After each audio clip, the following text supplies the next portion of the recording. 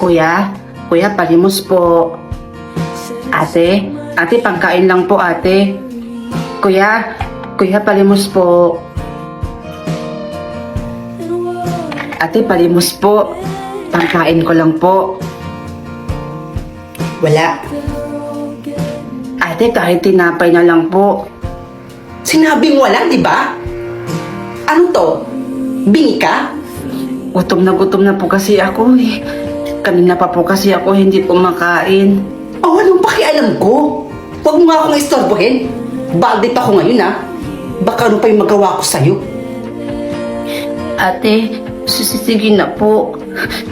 Gutom lang po talaga ako eh. Kahit pangkain lang po. Ang kulit-kulit mo talaga, eh, no? Sabi ko, wala! Mahirap ba inintindihin yun? Tanga ka? Ate ko. Kanina ko pa sinasabing wala akong maibibigay.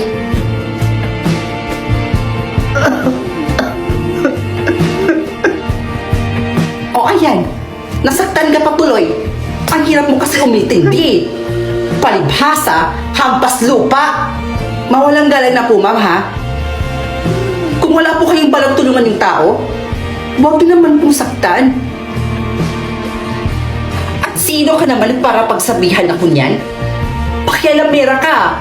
Kasi kung kayo yung nasa sitwasyon na ngayon, papayag ba kayo na gaganyan-ganyanin kayo ng ibang tao? Di ba hindi? Kung hindi niyo po siya bibigyan, huwag naman pong pagsabihin ng masasakit na salita. O sakta naman lang.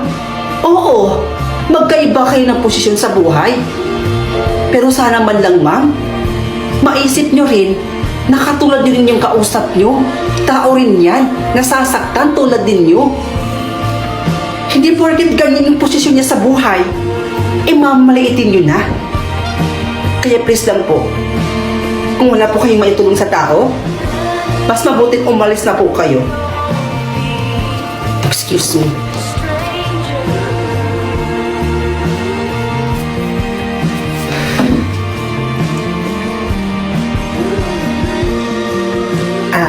Dong, huwag ka nang umiyak, ha? O ito. Ayan. Pasensya ka na, ha? Yan lang kasi yung meron ako, eh. Yan lang yung extra ko dito. Kaya yan lang yung maibibigay ko sa'yo. Maraming salamat po, ma'am. Wala yun. Sa wakas, makakakain na po ako. O siya, sige na. Bumili ka na doon. Baka magkasakit ka pa, eh. Maraming salamat po.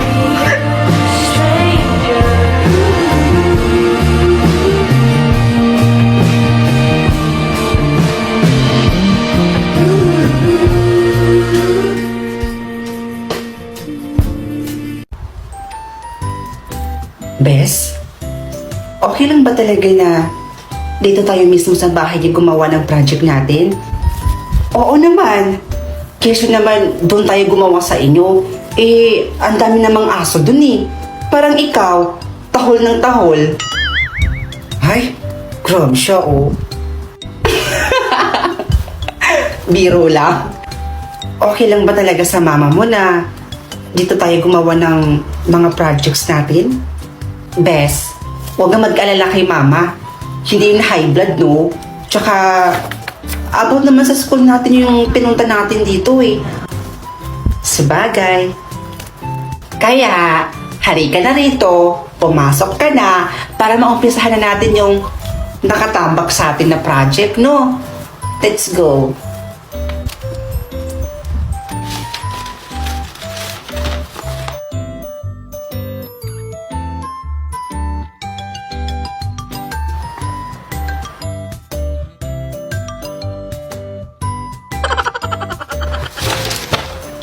Ba't ganyan ka makatingin? Parang may ginawa ko sa'yo masama, ah. Hoy, mas marami pa nga ako natapos sa'yo na activity tsaka mga project, tapos ganyan ka makatingin. Ano bang problema mo? Bakit parang pakulang na pakulang yung bawas ng timbang mo? Anong ginagawa mo? Feeling ko, may tinitik ka talaga. May iniinom ka, no?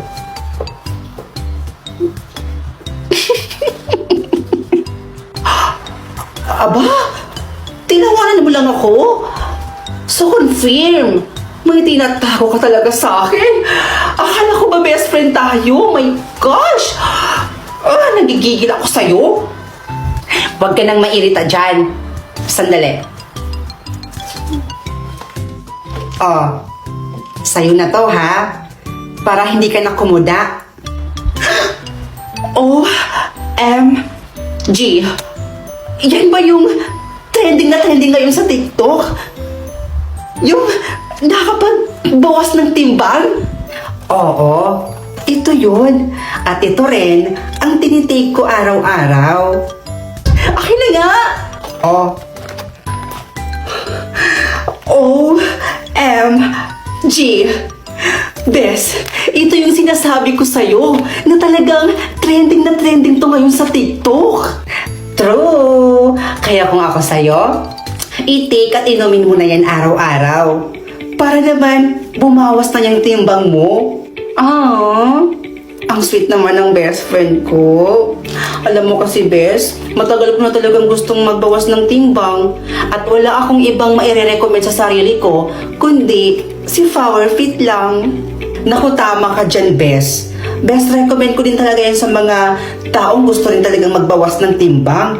Alam mo, kung ako sa kanila, bumili na talaga ako ng Flower Fit. Kasi hindi lang basta-basta gaganda yung katawan mo niyan. Mas matutulungan ka talaga ng Flower Fit kung paano talaga bababa yung timbang mo.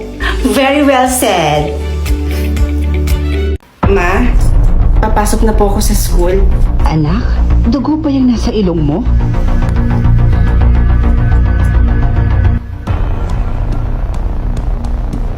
Opo, Ma. Dugo nga po. Pero bakit kulay itim? Diyos ko!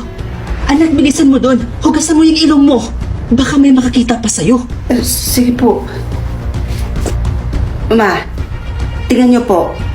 Natanggal ko na po yung nasa ilong ko. So, pwede na po ba akong pumasok sa school? Oo, anak. Huwag na huwag mong sasabihin yung kulay ng dugo mo sa iba, ha? Po? Bakit naman po? Hindi kasi natin alam, anak, kung ano yung nangyari sa'yo. Ipapatingin kita mamaya sa doktor. O sige po, Ma. Bes? Besh? Papasok ka na din ba? Oo. Bakit? Alam mo na ba yung balita? Balita? Anong balita na naman yan, Bes? May taong kulay itim daw yung dugo. At hinahanap nila ngayon. Ganun ba? Oo, Besh. Na-check mo na ba yung dugo mo? Oo. Kulay pula naman. Buti naman. Tara, pasok na tayo. Sige, tara. Uy, Besh. Nag-test ka na ba? Test ng ano? Tinitest daw kasi yung dugo ng mga estudyante. Kasi, isa daw sa mga kaedad natin ang kulay itim ng dugo. Hindi pa eh. O siya, tara, sabay na tayo. Next, patingin ng kamay mo.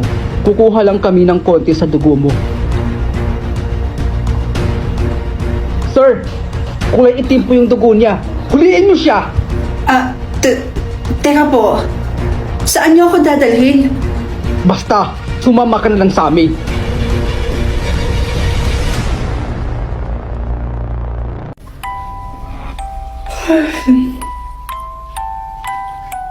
Time travel?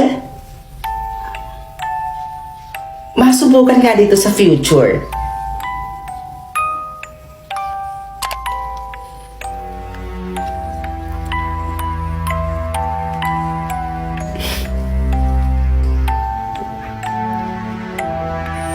Ano nangyari dito sa bahay? Bakit ang kalat-kalat? Ma? Pa? Bunso? Anika? Nasaan ba kayo? Asan yung tao dito sa bahay?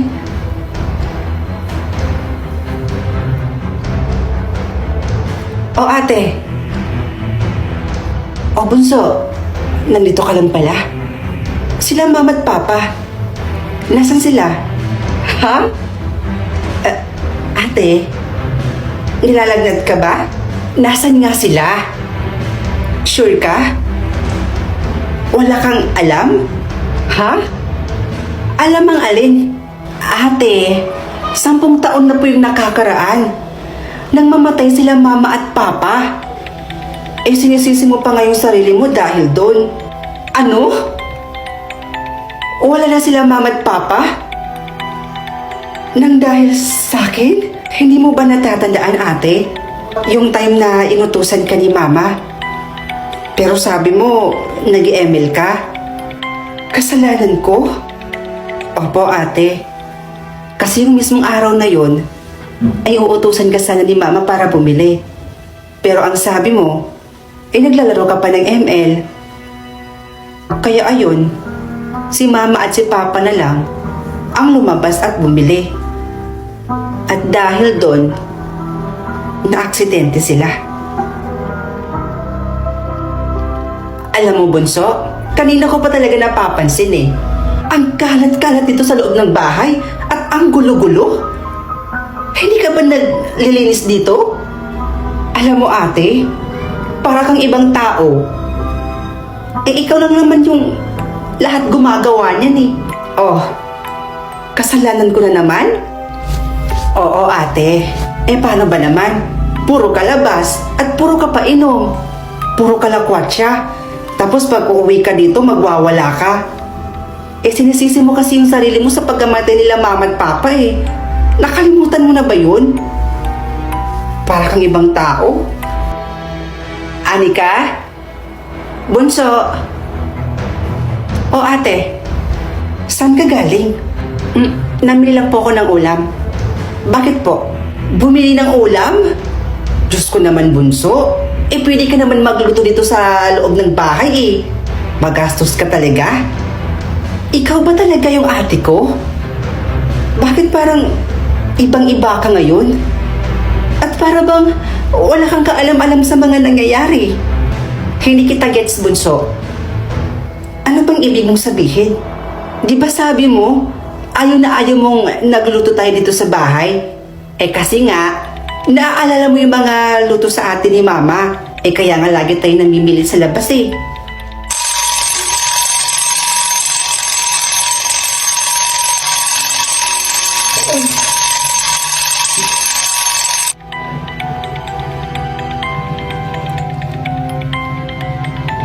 Ang sama naman ng panaginip ko. Anak, pasuyo naman si mama oh. Bumili ka muna ng ulam dun sa bayan. Ano ba naman yan, ma? Pwedeng mamaya na lang. Nag-email pa ako eh. Mabilis lang to, promise. Naku, wag na. Ako na lang. Matagal ka pa matatapos yan sa nilalaro mo eh. Kailangan ko na yon. Pang, tara. Samahan mo muna ako dun sa bayan. Magmotor muna tayo saglit.